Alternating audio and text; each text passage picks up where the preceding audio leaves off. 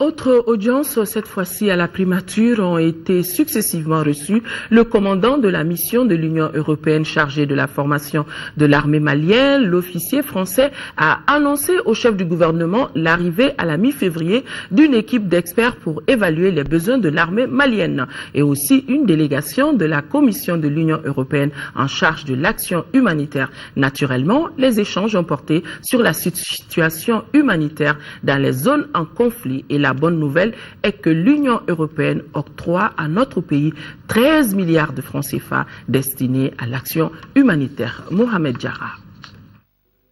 Le général de brigade François Lecointre, il est le commandant de la mission européenne de formation de l'armée malienne.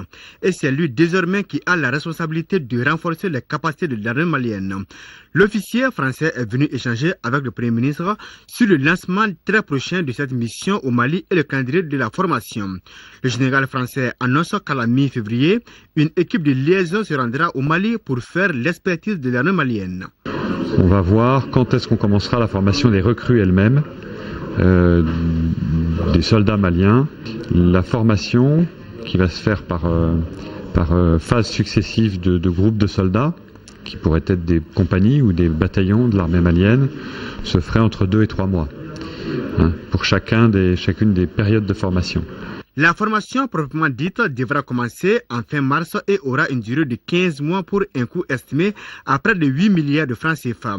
Mais, avertit Lecointre, les réalités du terrain pourraient changer la donne. Pour l'ancien commandant du 3e régiment d'infanterie de marine de Vannes, l'objectif est clair et les événements en cours n'ont aucune incidence sur la mission à lui confier. L'ambition n'est pas d'arrêter l'ennemi sur la ligne de front. L'ambition, elle est de permettre sur le long terme la reconstruction solide, durable d'une armée malienne qui soit partie d'un État malien démocratique, réconcilié, reconstruit. L'un des volets de cette formation, c'est bien le respect du droit humanitaire international, une situation qui préoccupe l'Union européenne.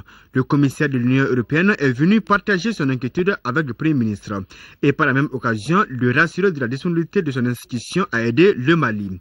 Changing circumstances, we are adding L'Union européenne avait déjà fourni en 2012 78 millions d'euros en aide humanitaire et nous avions rajouté, quand je suis passé au Mali la dernière fois, encore 20 millions d'euros. Et donc nous allons de nouveau en 2013 rajouter 20 millions d'euros en aide humanitaire pour appuyer les acteurs humanitaires à faire face aux besoins de la population. Des propos qui montrent à suffisance que le Mali n'est pas seul dans son combat contre le terrorisme. A précisé que la mission européenne sera composée de 450 éléments, dont 250 instructeurs et 200 hommes pour l'appui et la protection de la mission.